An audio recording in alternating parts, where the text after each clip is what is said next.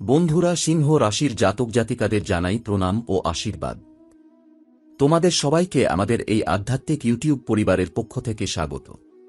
Video শুরু করার আগে যার জীবনে টাকার সমস্যা চলছে, ঘরে অশান্তি লেগেই আছে, ধার দেনা বাড়ছে, সে ভালোবেসে ভিডিওটি লাইক করে কমেন্টে লিখে দাও, জয় মা পার্বতী, হর হর মহাদেব। বিশ্বাস রাখো, তোমার মনের শক্তি জাগ্রত হতে শুরু করবে। সিংহ রাশির জাতকদের জন্য সময়টা মোটেও সাধারণ নয়। 11 ফেব্রুয়ারি থেকে শুরু করে 16 ফেব্রুয়ারি পর্যন্ত এমন এক শক্তিশালী গ্রহযোগ তৈরি হচ্ছে, যা বহুদিন পর আবার জীবনের গভীরে লুকিয়ে থাকা পুরনো বিষয়গুলোকে সামনে এনে দাঁড় করাবে। বিশেষ করে জমি, জায়গা, সম্পত্তি এবং পারিবারিক অধিকারের সঙ্গে জড়িত বিষয়গুলো হঠাৎ করেই আলোচনার কেন্দ্রবিন্দু হয়ে উঠতে পারে। এমন সব কথা সামনে আসবে, এমন সব দাবি উঠতে পারে যা আপনি কখনো কল্পনাও করেননি। এই সময়টা বাইরে থেকে সাধারণ মনে হলেও ভেতরে ভেতরে এক ধরনের মহাভারতের প্রস্তুতি চলছে। তবে এই যুদ্ধ অস্ত্রের নয়, এই যুদ্ধ ক্রোধ, অহংকার আর লোভের বিরুদ্ধে।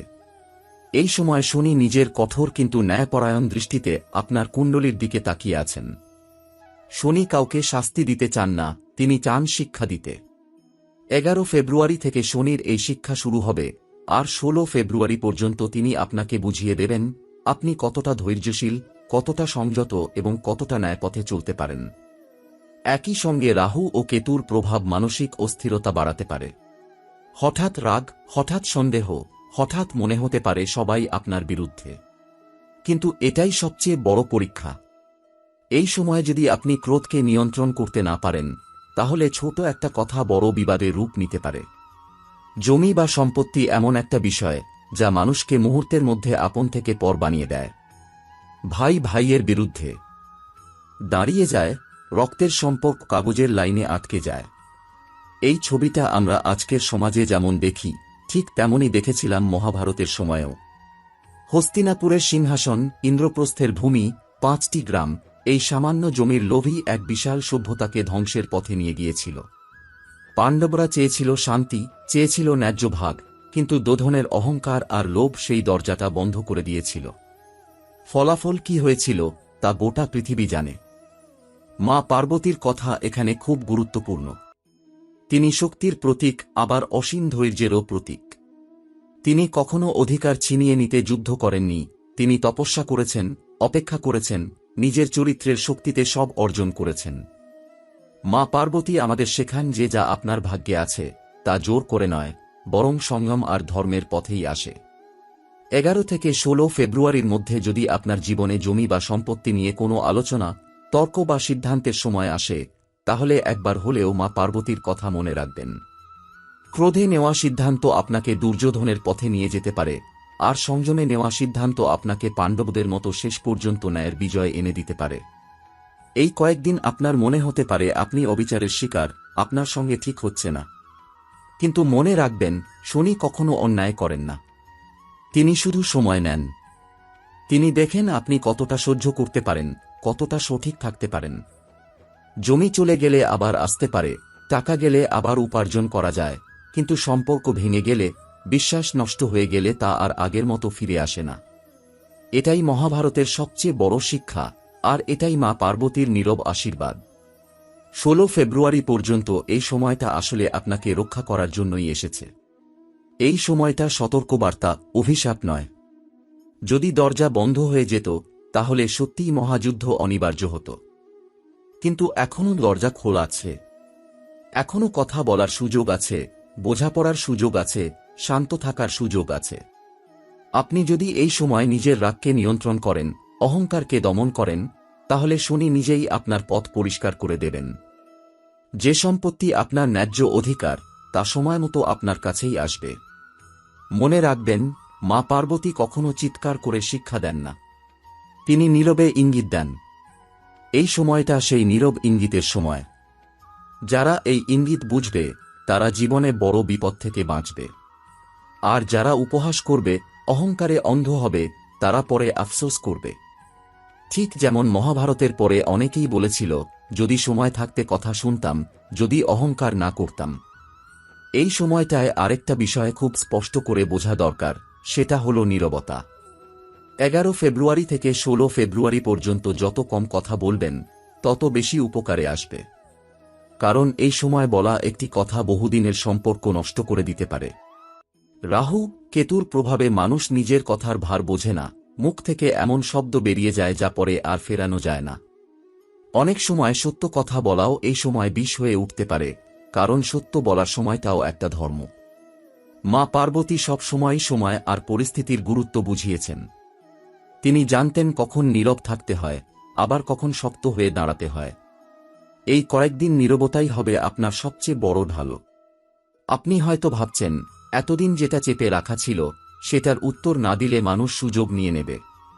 কিন্তু বিশ্বাস করুন, শনি এই সময় সব দেখছেন। যে অন্যায় করবে সে নিজেই নিজের জন্য পথ কঠিন করে তুলবে। আপনাকে কিছু করতে হবে না। শনি ধীরে চলে, কিন্তু খুব গভীরে আঘাত করেন। এই সময় যদি কেউ আপনার জমি, আপনার অধিকার বা আপনার ন্যায্য প্রাপ্য নিয়ে চালাকি করতে চায়, তাহলে শান্ত থেকে শুধু এটুকু মনে রাখবেন, অধর্মের উপর দাঁড়িয়ে কেউ কখনো স্থায়ী সুখ পায় না। মহাভারতের কথা আবার মনে করুন।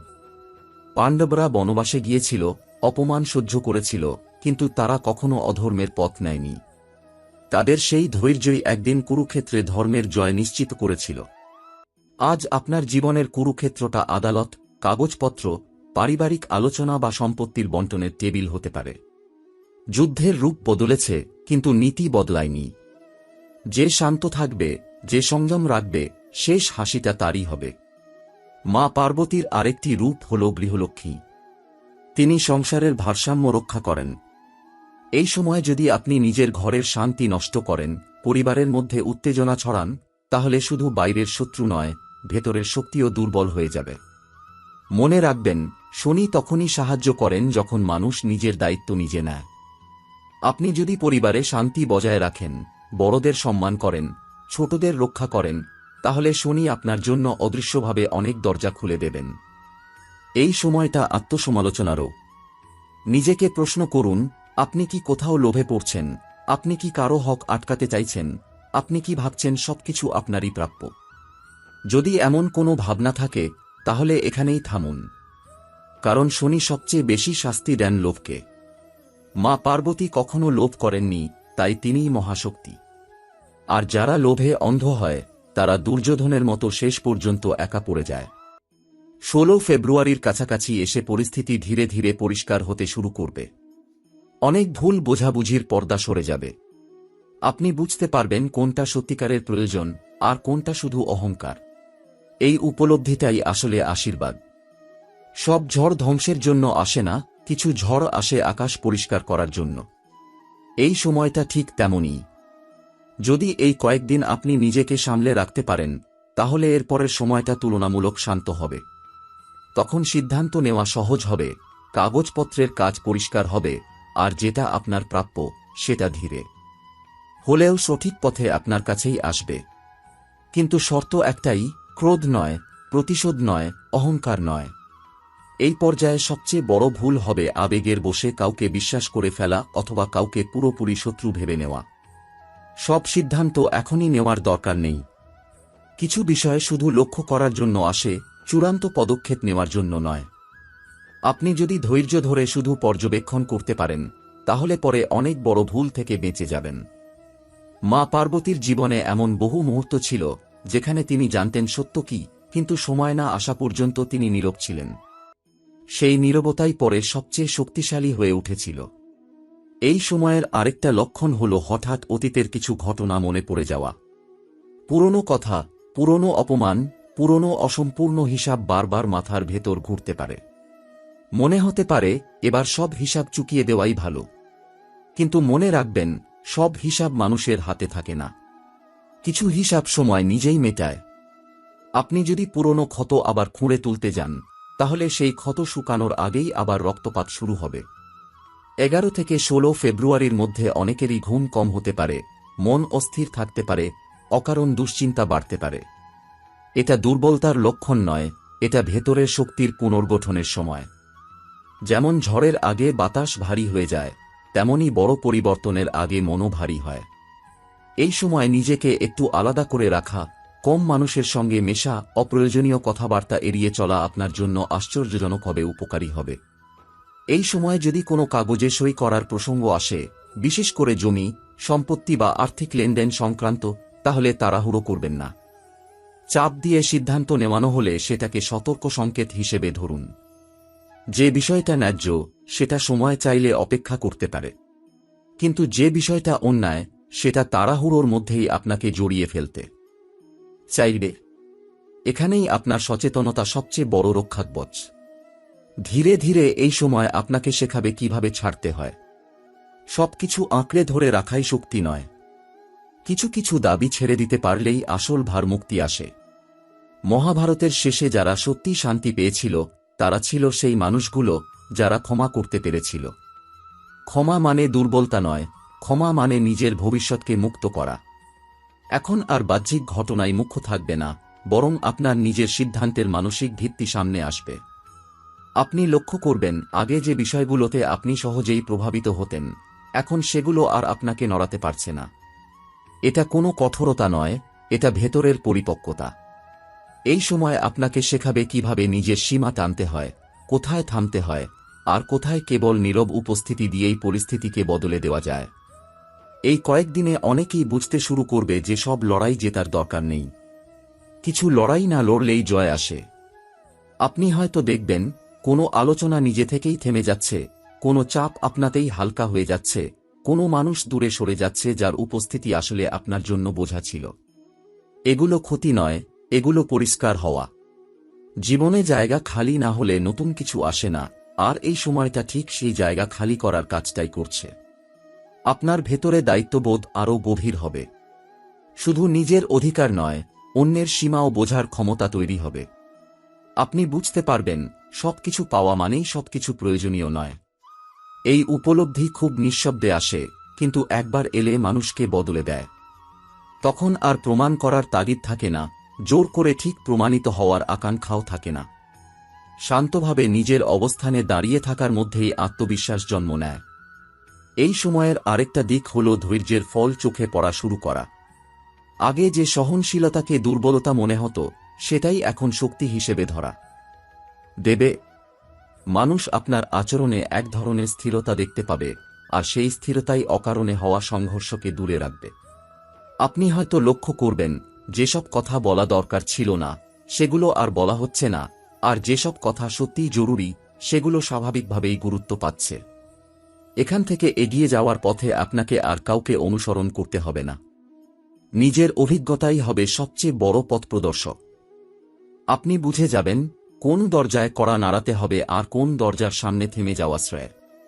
এই বোধ জন্মালে আর কাউকে দোষ দেওয়ার প্রয়োজন পড়ে না, কারণ তখন মানুষ জানে প্রতিটি অভিজ্ঞতা কিছু না কিছু শিখিয়ে যাওয়ার জন্যই আসে। এই সময়টায় ভাগ্য হঠাৎ করে নাটকীয়ভাবে বদলে যাবে না, কিন্তু ভিতরে ভিতরে এমনভাবে গুছিয়ে দেবে যে ভবিষ্যতের বড় ঝাঁকুনিগুলো আপনাকে আর ভাঙতে পারবে না। আপনি লক্ষ্য করবেন আগের মতো তাড়াহুড়ো নেই, সিদ্ধান্ত নেওয়ার আগে একটা স্বাভাবিক থামা চলে এসেছে। এই থামাটাই আসলে পরিণত বুদ্ধির লক্ষণ।